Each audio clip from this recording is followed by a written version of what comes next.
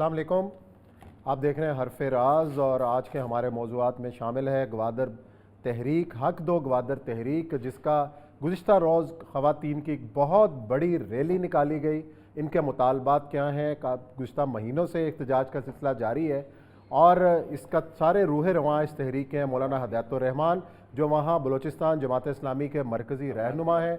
आज उनसे भी हम बात करेंगे, इस तहरीक के हवाले से बात करेंगे।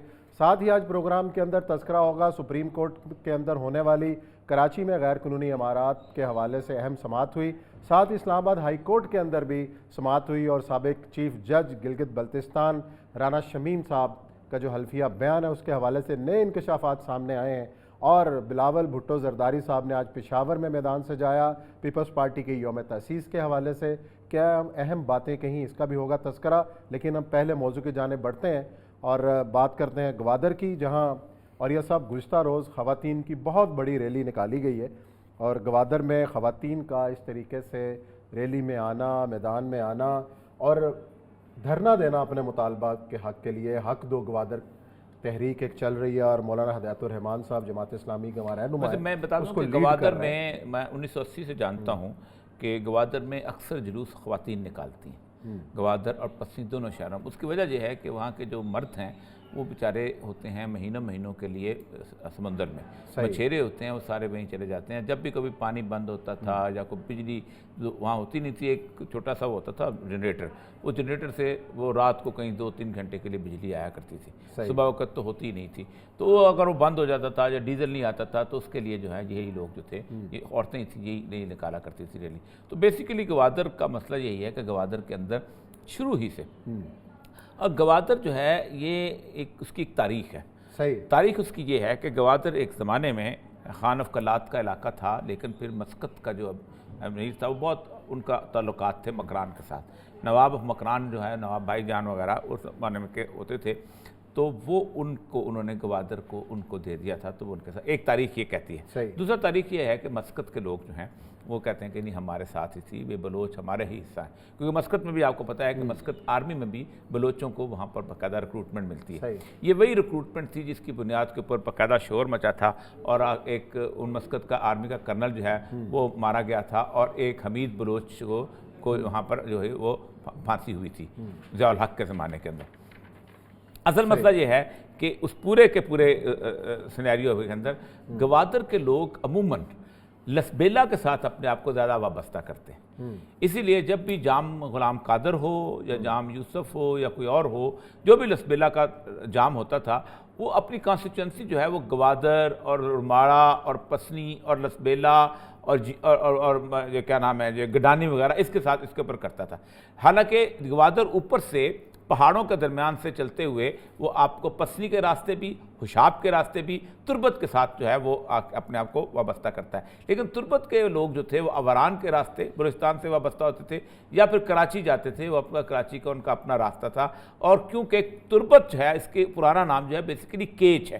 केच जो है ये असल में पुन्नू का शहर है। आपने देखा होगा कि वो जो अपना सस्सी के जो मशहूर है ना कि बना वंगानल पुन्नू दी मैं केचम बेचन वंगा जहाँ, कि मैं केच में अपने वंगा बेचने के लिए जाएँ, तो वो केच बेसिकली पुन्नू का किला भी है। सही गवादर के लोगों के बारे में मैं आज समझ रहा हूँ कि बुनियादी तौर पर गवादर के जितने भी लोग हैं इस वक्त सारे के सारे वो इस मामले के अंदर आगे निकले हुए। अब गवादर में डेवलपमेंट तो शुरू कर दिया आपने, लेकिन हुआ यह है कि गवादर के स्टेक होल्डर बहुत बन गए हुए हैं। गवादर शहर की इतनी इंपॉर्टेंस नहीं जितना उसके एक तो सबसे बड़ा स्टेक होल्डर यह है कि पूरे पाकिस्तान का प्रॉपर्टी माफिया जो है वो गुज़श्ता 20 साल से वहाँ पहुँचा हुआ। ठीक है। हमारा दोस्त था जानो में दश्ती, जिसने वहाँ पर वो जो ऊपर कोई बातिल के ऊपर बहुत बड़ी सिंगार हाउसिंग स्कीम बनाई थी। मैं उसको मिस्तूंग में होता था, उसने कहा यहाँ पर तुम प्लॉट ले लो। मैंने कहा नहीं, प्लॉट मैंने कभी लेना नहीं। वो 15-20 हज़ार रुपये का प्लॉट मिल रहा था। उस सिंगार में आप देखें बेनज़ीर के कोई 17-18 प्लॉट हैं, नवाज शरीफ के कोई 12-13 प्लॉट हैं, ठीक है। हशमानी का इतना बड़ा प्लॉट उसको दिया गया था जिसपे उसने होटल बनाया। उसके बाद अगला जो है آپ دیکھیں کہ اس کے بعد اپنا حمید ہارون فیملیز کا وہاں پلاٹ ہے، اس ساروں نے وہاں سنگار کو باقاعدہ قبضہ کر لیا تھا۔ نیچے جو تھا ہوا یہ تھا کہ اسی زمانے کے اندر پوری پاکستان، آپ دیکھا ہوگا لاہور کے ہر کونے میں پلاٹ، گوادر کے پلاٹس کے اوپر اشتہار لگے ہوتے تھے، پراپرٹی ڈیلر نے بڑے بڑے بل بورڈ لگائے ہوتے تھے، دنیا بھر کا پراپرٹی ڈیلر وہاں پر پہنچا۔ اب اس کے بعد پھر حالانکہ ڈاواڈول تھی صورت حال، نہ چائنا آیا تھا نہ کوئی اور آیا تھا، ایک گوادر پورٹ بنے گا، یہ ہوگا وہ ہوگا، لیکن اس کے ساتھ ساتھ پھر چیزیں شروع ہوئی ہیں، سی پیک آ گیا اور باقی چیزیں آ گئی، سنگاپور سے آپ نے لے کے چائنا کو دے دیا، سارا کچھ ہو گیا۔ حالانکہ وہاں کو جو گیٹی بنی ہوئی تھی میں خیال ناروے نے بنائی تھی، وہ گیٹی جو بنی تھی جہاں سے مچھلی آتی تھی۔ اب گوادر کے لوگ جو ہیں ان کا بنیادی طور پر سارے کا سارا جو دار مدار ہے وہ دو چیزوں پہ ہے، ایک تو وہ مچھلی جو ہے وہ وہاں پر وہ لے کے آتے ہیں اور وہاں پر وہ ان کی ہوتی ہے، اور دوسرا جو ہے وہ کوئی تھوڑی بہت فصل جو ہے وہ پائے، وہ بھی جہاں پر ان کا وہ جو مشہور ڈیم ہے نا وہ بنا ہوا ہے اس کے ساتھ وہ بنتے ہیں، لیکن زیادہ تر سمگلنگ کے وجہ۔ اب ریسنٹ کرائسس یہ ہوا ہے کہ ایرانین بارڈر بہت سخت ہو گیا، صحیح ہے، جو سمگلنگ وہ کرتے تھے جیوانی کے راستے، جو کرتے تھے گرک کے راستے، جو کرتے تھے گراوک کے راستے، جو کرتے تھے تم کے راستے، وہ اب انہوں نے بہت سٹرونگ کر دیا ہوا ہے، نہ وہاں سے تیل آ رہا ہے نہ وہاں کچھ اور چیز آ رہی ہے۔ رہ گئے یہاں پر یہ جو ہے اپنا مچھیرے، ان مچھیروں کے اوپر اتنے بڑے بڑے ٹرالرز آپ نے ڈال دیے ہیں۔ تو اصل مسئلہ یہ ہے کہ گوادر کا آدمی جو ہے وہ کہتا یہ ہے کہ 50,000 کی پاپولیشن تھی ٹوٹل آج سے کچھ عرصہ پہلے، آپ 50,000 کو سی پیک کے اندر اگر سیٹسفائی نہیں کر سکتے تو شرم کا مقام۔ آپ دیکھیں کہ جس وقت گوادر مسقط ہوتی تھی، مسقط کے زمانے میں 3 بڑے کنویں تھے اوپر پہاڑ کے نیچے، بارش کا پانی ایک کنویں میں آتا تھا، بھرتا تھا، نترتا ہوا اگلے دوسرے میں جاتا تھا، اس سے آگے تیسرے میں جاتا تھا، اور اس کے بعد وہ صاف پانی ہو کے عام آدمی کو پانی پلایا جاتا تھا۔ دوسرا وہاں پر ایک ڈی سیلینیشن پلانٹ تھا، وہ سمندر کے کنارے لگا ہوا تھا، اس میں سمندر کا پانی آتا تھا، اور پانی جو تھا وہ مختلف چھوٹے چھوٹے شیشوں کے اندر ہوتا تھا، اور وہ شیشے جو سے اس پہ سورج پڑتا تھا، وہ بھاپ بنتی تھی، اور ایک پائپ میں سے گزار کے اس کو ایک جگہ اکٹھا کرتے تھے، وہ پانی جو تھا وہ گوادر کے لوگوں کو چینے کو ملتا تھا۔ میں بات کر رہا ہوں تو 1981 کی یا 80 کی، میں اس وقت یونائیٹڈ نیشنز کی ایک سروے کے تحت وہاں پر گیا تھا، میرے ساتھ ایک جرمن تھا، خاموش چھتا ہوا بازار تھا، اس کے اوپر ٹاٹ لگا ہوا تھا، اور ٹاٹ کے اوپر ڈبل ٹاٹ لگا ہوا تھا تاکہ گرمی لوگوں کو نہ پڑ جائے، وہ جیسے پرانے آپ نے فلموں میں دیکھا گا ویسی صورتحال۔ گوادر کا حلوہ ہوتا تھا، یہ وہ لوگ تھے، سادہ ان کی زندگی تھی۔ اب آپ نے پوری دنیا کو کی توجہ کا مرکز اس کو بنا دیا، اور اس توجہ کے مرکز میں وہ لوگ کہتے ہیں کہ ہر ایک کو فیسلٹی مل رہی ہے۔ سی پیک کے اوپر آپ یہاں پر بناتے ہو اورنج ٹرین، یہاں پر بناتے ہو آپ وہ کیا نام ہے اپنا وہ جو بس ہے آپ جنگلہ بس بناتے ہو، سب کچھ بناتے ہو۔ میں اس کوئٹہ میں جس زمانے میں وارے گئے اپنا بیچارے اپنا وہ کیا نام ہے وکلا، تو وہ کوئٹہ میں کچھ دوست تھے، تو میں فاتحہ پڑھنے گیا، تو ہر بندہ یہ کہہ رہا تھا کہ اگر تو جنگلہ بس بنی ہوتی خاران میں، اگر جو موٹر وے جو ہے وہ یہ بنی ہوتی کہیں کوئٹہ کے اس سے چاقی کی طرح نوچ کی، تو ہمیں 100 شہید بھی قربان کرنے پڑتے، تو ہمیں کچھ دکھ نہ ہوتا، یار ہمیں کچھ لیا تو ہے۔ آپ کی ساری توجہ، آپ کی ساری کنسنٹریشن، آپ نے سارے کا سارے بجلی کے پلانٹ کہاں لگائے ہیں؟ ساہیوال میں لگایا ہے، فلانے میں جگہ لگایا ہے۔ آپ مجھے یہ بتائیے کہ صدیوں سے آپ نے بلوچستان پر ایک صورتحال یہ رکھی ہے کہ یہ ابھی کرائسس ہے نا اس کا اپنا کھاد کا، کھاد جو ہے یہ گیس سے بنتی ہے، سوئی گیس سے کھاد نکلتی ہے، گیس نکلتی ہے۔ پہلا پلانٹ بلوچستان کراس کر کے میرپور متھیلوں میں لگا۔ لیکن اوریا صاحب ہمیشہ سے جو بلوچ سردار ہیں وہ گورنر رہے، وزیر اعلیٰ رہے، وسائل بھی استعمال کرتے رہے، لیکن سارے کے سارے کیبنٹ میں بھی رہے۔ یہ بڑا عجیب و غریب نعرہ، سارے کے سارے میں نے 1991 میں بلوچستان کا بجٹ بنایا تھا، I was deputy secretary budget. اچھا، ایک ہی بندہ ہوتا ہے جو بجٹ بناتا ہے، پورا چھوٹا سا محکمہ ہوتا ہے۔ 1991 میں اس وقت کیا ہوا تھا، آپ کی NFC ایوارڈ آیا تھا، بلوچستان کے بجٹ کا سائز پتہ کیا تھا؟ کیا؟ 6.1 بلین، اچھا 6.1 ارب۔ فیصل آباد کی میونسپل کمیٹی کا بجٹ بلوچستان کے بجٹ سے زیادہ تھا۔ کتنا کھا لے گا بلوچ سردار، کتنا کھا لے گا وہ سب کچھ؟ 51 میں گیس نکلتی ہے، آپ گیس پہنچاتے ہو اسلام آباد میں۔ میں آپ کو بتاؤں 81 میں وہاں پر گیا ہوں، 84 تک سول سروس میں آنے تک میرے گھر میں گیس نہیں تھی۔ میں سردیوں میں جا کے وہاں پر سنجدی میں اور باقی جگہ پہ جا کے کوئلہ اٹھاتا تھا، وہاں پر جا کے اس کو اس میں رکھتا تھا، سردیوں سے پہلے لکڑی خشک کٹھی کرتا تھا اور پوری سردیاں کوئلہ لاتے تھے اس کا۔ تو یہ کچھ سوچنا چاہیے، ہمارے یہاں گفتگو نہیں ہوتی۔ آپ ٹی وی کا موضوع دیکھ لیں، کتنے دنوں سے ریلی نکال رہے ہیں مولانا صاحب، لیکن کیا وہ ریلی ہمارا موضوع ہے؟ نہیں ہے. چند سیلیبریٹیز گئی ہیں گوادر، وہ تو ضرور سمندر میں نہانے کے شارٹ سب نے چلائے، لیکن اس ریلی کو جس طرح اگنور کیا گیا. ایک تو یہ ہے کہ سب سے بڑی بات ہے کہ گوادر والوں کی ہے، گوادر دوسری جگہ کہ کسی مولوی کی ہے، تیسری جگہ کہ جماعت اسلامی کی ہے. بس اب بلاول وہاں ریلی نکال دے، ابھی سے لوگ آ جائیں گے. چل بریک لے لیتے ہیں، بریک کے بعد آتے ہیں تو پھر اہم سماعتیں جو سپریم کورٹ اور اسلام آباد ہائی کورٹ میں ہوئی ہیں اس کا کریں گے تذکرہ.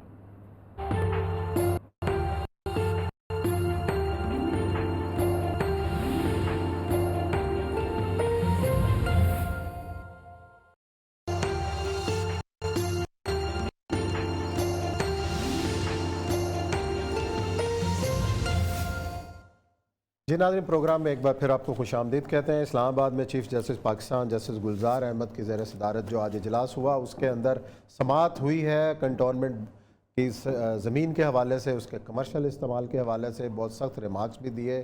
اس کے ساتھ اسلام آباد ہائی کورٹ کے اندر بیان حلفی والا کیس ہے. رانا شمیم صاحب جو ایکس جج ہیں گلگت بلتستان کے، انہوں نے جو ایک ایفیڈیوٹ دیا اس کے اندر بھی بڑی مزیدار قسم کی جو ہے وہ حقائق سامنے آئے. اور اوریہ صاحب پہلے تو میرا خیال اسلام آباد ہائی کورٹ سے شروع کرتے ہیں، پھر اپر کورٹ کی طرف چلتے ہیں کہ یہاں جو بیان حلفی والا معاملہ تھا، ایک تو انہوں نے یہ کہا کہ جی ان کا تو جو بیان ہے وہ تو لندن میں پڑا ہوا ہے ان کے پوتے کے پاس اور سیلڈ ہے اور لاکر میں ہے، اور مجھے نہیں پتا کہ کون سا والا جو ہے نا بیان. اب کتنے بیان حلفی ہیں یہ تو ایک مشکوک بنا دیا. اور اس نے کہا کہ میں نے اصل دیکھیں مزہ کا خیز ہنسی آتی ہے.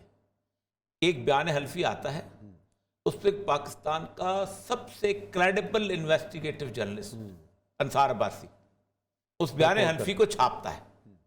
اس کے اوپر پاکستان کی سیکنڈ بگیسٹ پارٹی کی ہیڈ، تقریباً ہیڈ، اس کے اوپر پریس کانفرنس کرتی ہے.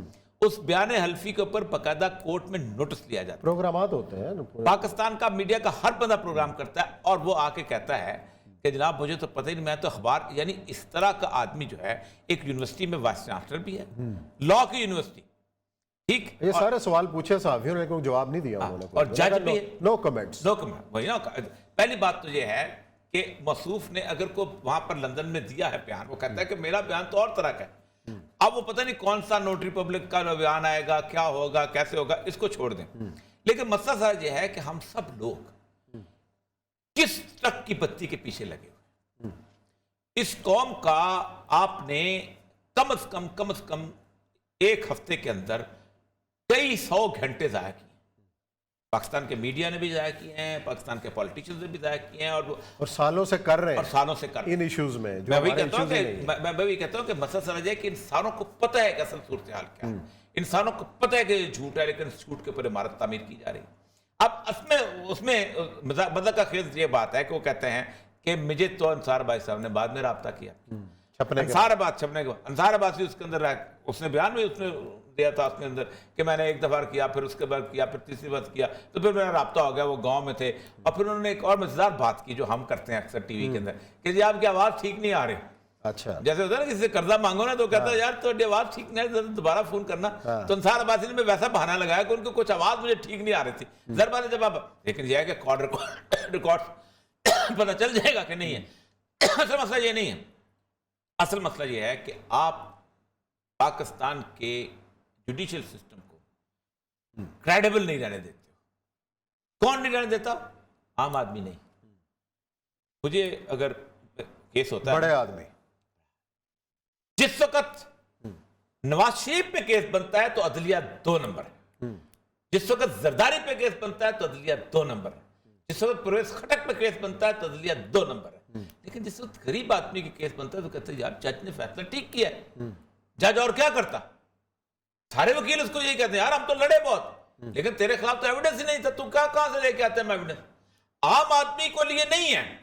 یعنی پاکستان وہ ایسی بنانا سٹیٹ بن چکی ہوئی ہے کہ جس کے اندر بڑے، اب دیکھیں نا ملک ریاض کا انہوں نے آج ضبط کر لیا نا، بالکل پڑوس ہے نواز شریف صاحب کا.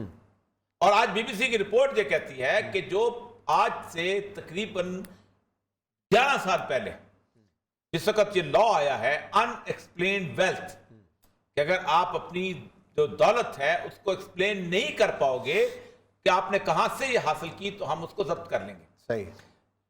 بابر علی بہت بڑے سرمایہ دار ہیں پاکستان کے. بابر علی نے انٹرویو دیا, گفتگو کی ہے ان سے شبر زیدی نے, اور شبر زیدی نے ہمارے پروگرام میں آپ کو یاد ہوگا کہا تھا کہ یہ جو لوگ جا رہے ہیں نا مالٹا میں اور ہنگری میں اور فلانی جگہ جائیدادیں خرید رہے ہیں, نیشنلٹیاں لے رہے ہیں, وہ ایک دن ان کو کان سے پکڑیں گے اور کہیں گے نکل جاؤ یہاں, اور جائیداد بھی اب یہ وقت آنے والا ہے.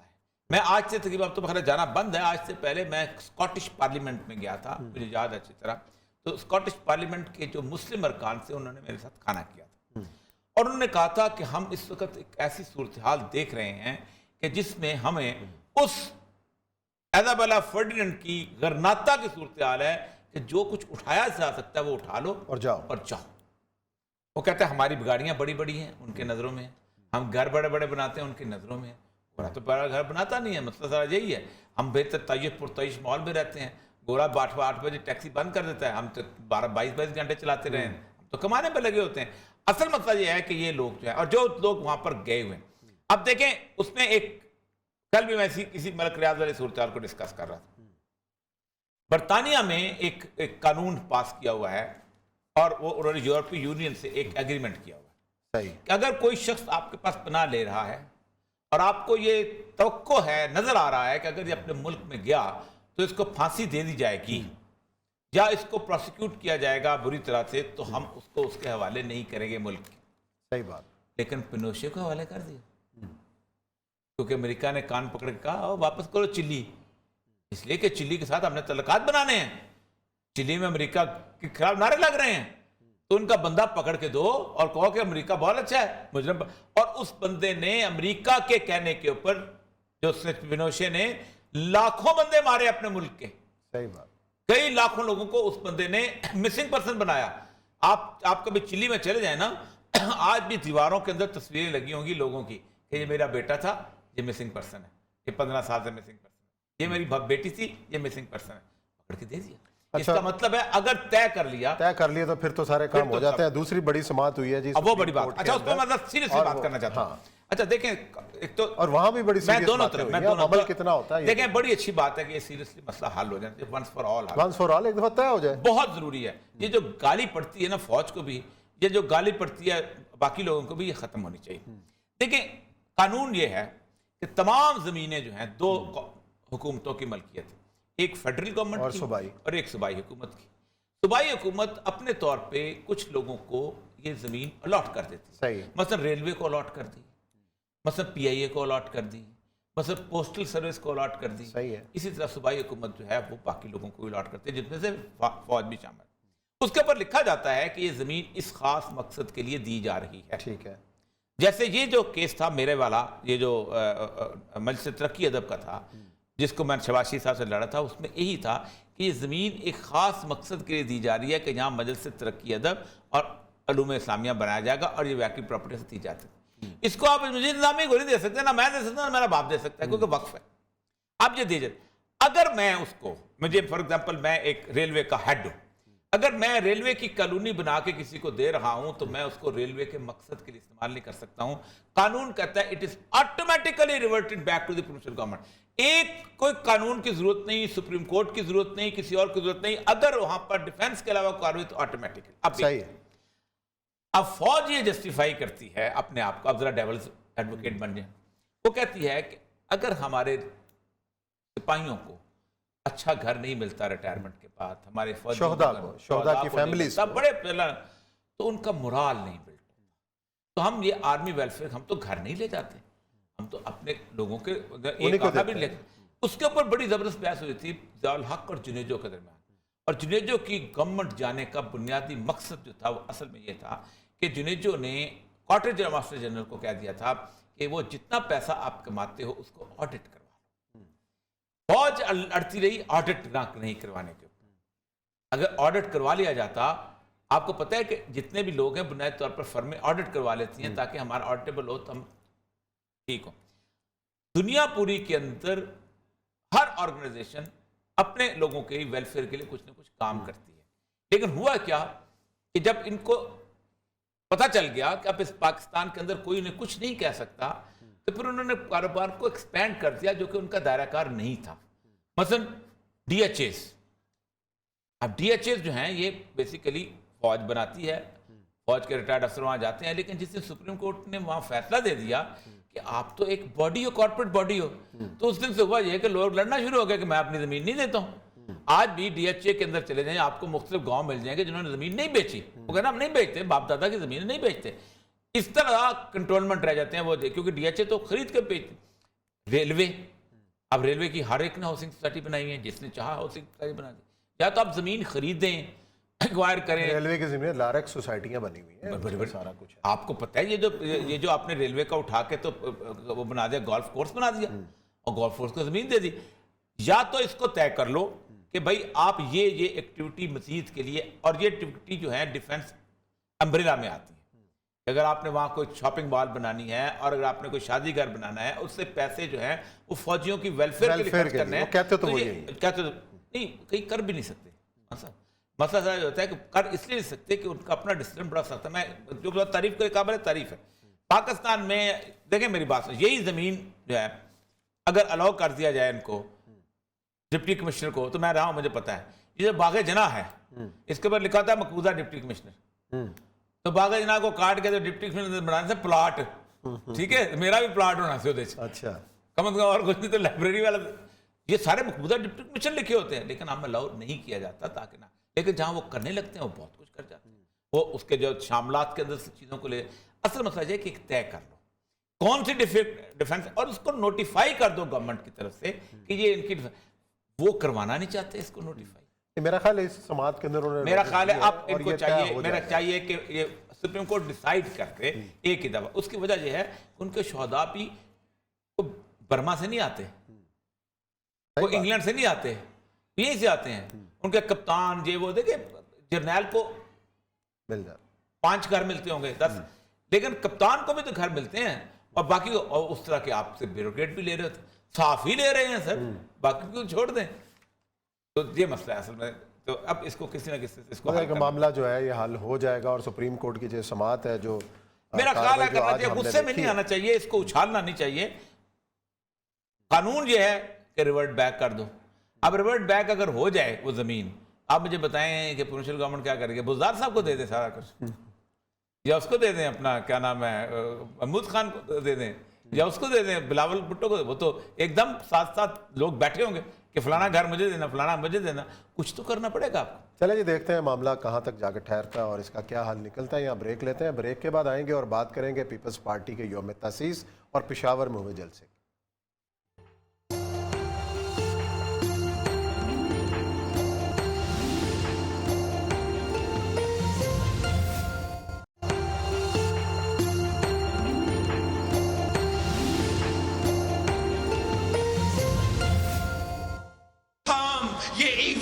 الیکشنز کو رد کرتے ہیں۔ حکومت نے پارلیمان کے اعتماد کے بغیر دہشت گردوں کے سامنے جھک چکے ہیں۔ ہم آپ کا کوئی بات چیت کو تسلیم نہیں کریں گے۔ آنے والے الیکشنز میں آپ سے حساب لیا جائے گا۔ عمران کو بھاگنے کی اجازت نہیں دی جائے گی۔ رات کے اندھیروں میں کوئی ہوائی جہاز ان کے لیے تو سعودی عرب یا لندن لینا نہیں آئے گا۔ 10 دسمبر کو پیٹرول کی قیمت میں مسلسل اضافہ کے خلاف احتجاج کریں گے اور ہم اپنے سر کو بند کریں گے۔ 17 دسمبر کو ہم اپنے ڈسٹرکٹ ہیڈ کوارٹرز میں جمع ہوں گے۔ گیس کا بحران کے خلاف ہم بھرپور احتجاج کریں گے اور پھر انشاءاللہ تعالی 27 دسمبر کو کری خدا بخش میں تاریخی جلسہ ہوگا۔ عمران کی نالائکی کے خلاف جدوجہد کا آنے والا جو مرحلہ ہے اس کا بھی اعلان ہوگا۔ بلاول بھٹو زرداری صاحب کی تقریر آپ نے سنی۔ پیپلز پارٹی کو بنے آج 54 سال مکمل ہوئے۔ یوم تاسیس کے حوالے سے پشاور میں ان کا جلسہ تھا اور جو خیالات کا اظہار انہوں نے کیا سنا، لیکن آج ہم بات کریں گے پیپلز پارٹی کے عروج و زوال کی۔ اور یہ صاحب آپ خود، مجھے انکشاف ہوا ہے کہ خود پیپلز پارٹی میں شامل رہے ہیں، اور ایک واحد جماعت تھی جس میں آپ شامل ہی، وہاں بھی اب شامل رہے ہیں، سیاسی جماعت۔ ایک پورا جتھا تھا کہ جو 1967 کے بعد 68 69 میں پیپلز پارٹی میں شامل ہوا تھا، اور یہ سارے تھے گجرات کے وہ کمیونسٹ، کیونکہ میں اس وقت الحاد ملحد ٹائپ لوگ تھے ہم لوگ. کمیونزم کا انقلاب آ رہا تھا. ہمارے ایک استاد ہوتے اکبر علی ایم اے, بڑا مشہور, انہوں نے باقاعدہ وہ کلاسز لیتے ہوتے تھے مارکسزم کے اوپر. اچھا. تو ہم بھی مارکسزم کی کلاسیں لینے جاتے, داس کیپٹل پڑھاتے تھے, باقی چیزیں کمیونسٹ مینیفیسٹو پڑھاتے تھے. تو ہمارے جو جتنے بزرگ تھے سارے, عثمان فتح صاحب, یہ سب لوگ پیپل پارٹی میں شامل ہو گئے تھے. اور میں اس کا اسٹوڈنٹ ہوتا تھا, تو اس وقت پی ایس ایف نہیں بنی تھی. پی ایس ایف بھٹو نے اقتدار میں آنے کے بعد بنائی ہے. تو این ایس ایف ہوتی تھی, نیشنل اسٹوڈنٹ فیڈریشن, جو کہ کمیونسٹ آرگنائزیشن تھی, وہ بھٹو کو سپورٹ کرتی تھی. تو میں میٹرک میں تھا اس وقت. تو مجھے یاد اچھی طرح کہ 69 کے شروع میں بھٹو گجرات آئے تھے. تو آئے اس لیے تھے کہ بہت کرائسس ہو گیا تھا کہ بھٹو نے جو نعرے لگایا تھا سوشلزم ہماری معیشت ہے, اس کے خلاف انہوں نے گجرات سے ایک شخص تھا مشتاق پگاں, جو بہت بڑا سرمایہ دار تھا, اس کو پارٹی کا سربراہ بنا دیا. اچھا. اس دن پرویز کا جلسہ تھا گجرات میں, غلام احمد پرویز کا, اور وہاں ہوا تو میں نے وہاں بھٹو جو تھا فرش پہ بیٹھا ہوا تھا قالین کے اوپر عثمان فتح کے گھر میں. تو میں بھی وہاں چلا گیا. تو ایک دم اس کو بڑی حیرانی ہوئی کہ یہ بچہ کہاں سے آ گیا, کہ میں 12 سال کا تھا. تو انہوں نے کہا کہ بھٹو کو کہ یہ تو ہمارا پارٹی میں ہے, یہ تو کمیونسٹ ہے بڑا سخت قسم کا. تو بھٹو نے کہا کہ اس ورلڈز ینگسٹ کمیونسٹ. اچھا. تو مجھے آج بھی اس کا بھٹو کا یاد ہے. لیکن اس دن شام کو ہم چھوڑ گئے تھے پیپلز پارٹی. اچھا. اور کیونکہ راستہ جدا کر دیا. پھر اس کے بعد بھٹو نے الیکشن جیتا, اور اس کے بعد کرائسس آیا 71 کا. 71 میں بھٹو صاحب نے جو کچھ کیا اس ملک کے ساتھ, ہمیں تو بڑا تش تش بام تھا. تو وہ ایک اور بڑی جو ہے تکلیف دہ صورتحال 71 کی نکلی تھی. اور اس نے اللہ نے مجھے راستہ دکھایا کہ there was only one party, Jamaat Islami, جو کہ بنگلہ دیش نامنظور تحریک چلا رہی تھی. کوئی پارٹی نہیں چلاتی تھی, نہ ولی خان کی پارٹی, نہ کوئی اور پارٹی. واحد پارٹی تھی جو پاکستان کے حوالے سے چاہتی تھی کہ نہیں منظور نہیں. جاوید ہاشمی نے, آپ کو یاد ہوگا کہ جہاں پر وہ جھنڈا اتارا تھا اسلامک کانفرنس کے وقت, تو اس کو بہت مارا تھا انہوں نے جاوید ہاشمی. تو میں اس زمانے میں جماعت کے ساتھ جلسوں میں تقریریں کرنے لگ گیا. اس دوران شیخ ظہور صاحب تھے, انہوں نے مجھے وطن کی یاد دی, اور پھر اللہ تعالیٰ نے راستہ کھول دی. لیکن پیپلز پارٹی اپنے عروج میں ایک بہت بڑی پارٹی تھی, بہت بڑی پارٹی, اور پورے کے پورے میسج کو اس طرح اس نے اپیل کیا تھا کہ اٹک سے لے کے رحیم یار خان تک پنجاب بھر میں صرف 2 جگہ تھی جہاں سرمایہ دار یا جاگیردار جیت سکا تھا. ایک میاں محمد بغداد دولتانہ کی لڈن کی سیٹ, اور ایک گجرات کی چودھری ظہور لائے کی سیٹ. چودھری ظہور لائے کی سیٹ کے بارے میں بھی بیسیکلی وہ اس لیے جیت گیا تھا, لوگ یہ کہتے ہیں کہ ان کے مقابلے پہ جو نوابزادہ عسکری تھے وہ مسلم لیگ چھوڑنا نہیں چاہتے تھے. نوابزادہ غضنفر کے جو عسکر, اس کا غضنفر کے والد صاحب, کرنل عسکر علی, ان کو آنرری کرنل کا. تو ان کے والد تھے سر فضل علی, جنہوں نے ذمہ کالج کھولا. عسکر علی جیت گئے تھے کہ انہوں نے کہا تھا نہیں, تو انہوں نے شیر کا نشان لیا تھا, اور خان عبد القیوم خان کا نشان ہوتا تھا یہ شیر کا مسلم لیگ کا. تو پیپل پارٹی نے کہا کہ چلو ٹھیک ہے شیر کا, لیکن لوگوں کو تیر نہیں نظر, تلوار نظر. بھٹو کا نشان تھا تلوار, اور وہ لا فتح اللہ علی لا سیف اللہ ذوالفقار, سارے اس کے ساتھ تھے, قادنی ساتھ تھے, باقی لوگ ساتھ.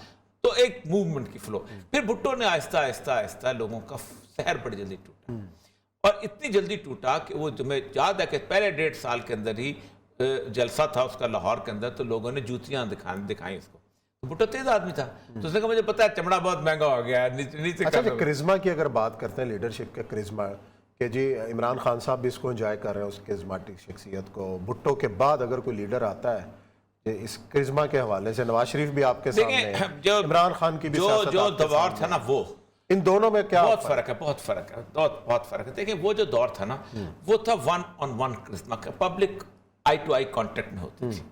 جلسہ دیکھا, ایک آدمی جلسے پہ کیسے کمانڈ کرتا ہے, پاگلوں کی طرح لوگ جاتے تھے, بسیں بھر کے نہیں جایا کرتی تھیں, ارینجمنٹس نہیں ہوتی تھی, جس شہر میں جلسہ ہوتا تھا اسی شہر کا کراؤڈ ہوتا تھا. عطا شاہ بخاری جیسے لوگ پوری رات لوگوں کو سناتے تھے. عمران خان کی نسل جو ہے یہ ٹیلی ویژن کی نسل, سوشل میڈیا, ٹی وی کی نسل ہے. ہر لیڈر جو ہے وہ ٹی وی کا لیڈر ہے. باہر اس کو آپ جلسہ, آپ عمران خان کو کہیں جلسہ کرنا شروع ہو, آپ مجھے بتائیں کہ ہر جگہ پہ جلسہ کرنا شروع ہو. جیسا بھٹو نے جب ایوب خان کو چھوڑا ہے تو پنڈی سے اس نے کہا تھا میں ٹرین سے جاؤں گا. اچھا, تو لاہور تک آتے آتے وہ لیڈر بن چکا ہوا تھا. کوئی ریلوے اسٹیشن ایسا نہیں تھا جہاں جیم پیک لوگوں نے بھٹو کو نہ دیکھا. تو بھٹو کا کرزما بہت تھا. اس کا کرزمے کی 2-3 وجوہات ہیں عثمان صاحب. ایک تو یہ ہے کہ اگر کوئی شخص کہتا ہے کہ بھٹو نے روٹی کپڑا مکان پہ جیتا ہے تو بالکل غلط ہے.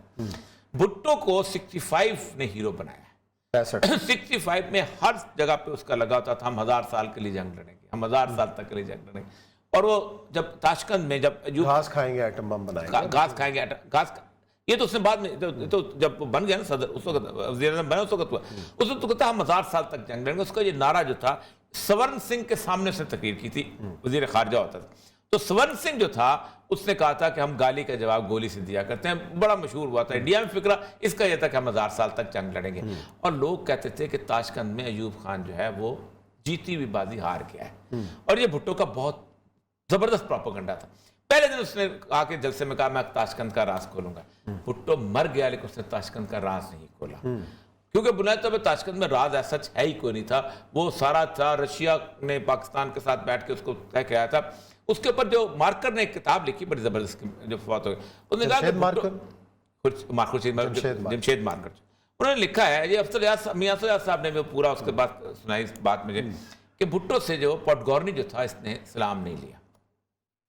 ایوب خان کو بہت برا لگا کہ میرا وزیر خارجہ اس کا وزیر خارجہ سلام نہیں لیتا. تو اس نے وہ بریزنیف ہوتا تھا اس سے بات کی، شکایت کی. تو ایک میٹنگ کے اندر بیٹھے ہوئے، کیونکہ وہ بھی تھے، مارکر صاحب بھی تھے، تو پوڈگورنی پھٹ پڑا اور اس نے کہا کہ میں کیوں سلام لوں، یہ رات کو امریکن ایمبیسڈر کے ساتھ بیٹھتا ہے اور ہماری باتیں بتاتا ہے. تو بھٹو واز پلینگ. بھٹو بہت تیز آدمی تھا. یہ جو لوگ ہیں اپنا کیا نام ہے، جو بڑے بڑے کمیونسٹ تھے وہاں کے، معراج محمد خان جو باقی اپنے عمران خان صاحب پی ٹی آئی میں آ گئے تھے، اور اس طرح اور 3-4 لوگ، یہ جو تھے یہ باقاعدہ کہا کرتے تھے کہ ہم گئے اس کے پاس تو ہم نے کہا کمیونزم نہیں لانا چاہتے ہو یہ. تو ایک دم انہوں نے جسے کہتے ہیں، بھٹو نے کہا دماغ خراب ہے تمہارا، میں نے تمہارے موزد تنگ کے ساتھ بیٹھا ہوں، کھانا کھایا ہے، اٹھا ہوں، تم موزد تنگ کا بیچ لگاتے ہو، تم کو پتا لگا موزد تنگ ہو. ایک اور بڑی خوفناک میں آپ کو بتاؤں کہ یہ پرویز رشید اور راجہ انور جو ہیں یہ ٹانگے پہ بیٹھے ہوئے تھے یا گاڑی میں تھے. یہ بھٹو آگے بیٹھا تھا، یہ پیچھے بیٹھے ہوئے تھے. تو انہوں نے کہا کہ الیکشن تو ہم ہار گئے ہیں، ہم کیا کریں، یہ بڑی خوفناک بات ہے. تو بھٹو نے کہا کہ بات ہار گئے تھے، مجیب جیت گئے تھے. اس نے کہا کہ میں یحییٰ کو مجیب سے مرواؤں گا، نا مجیب کو یحییٰ سے مرواؤں گا، یحییٰ کو اندرا گاندھی سے مرواؤں گا. اچھا، بڑی خوفناک بات. اور یہ پرویز صاحب شاید بات نہ بتائیں لیکن یہ آن دا ریکارڈ جو ہے انہوں نے بار بار اور 2 لوگوں نے بھی سنائی ہے. تو یہ ہے صورتحال. اصل مسئلہ یہ ہے کہ اتنی بڑی جماعت اور اتنا اس کا فیاسکو دیکھیں. آپ نے بڑی اچھی بات کہی تھی احمد فراز نے، اس نے کہا پاکستان میں کیا تبدیلی دیکھتے ہیں. اس نے کہا جس کرسی پہ قائد اعظم محمد علی جناح بیٹھتے ہیں صدر مسلم لیگ، اس پہ چوئی شجاعت بیٹھا ہوا ہے. یہ تبدیلی ہے.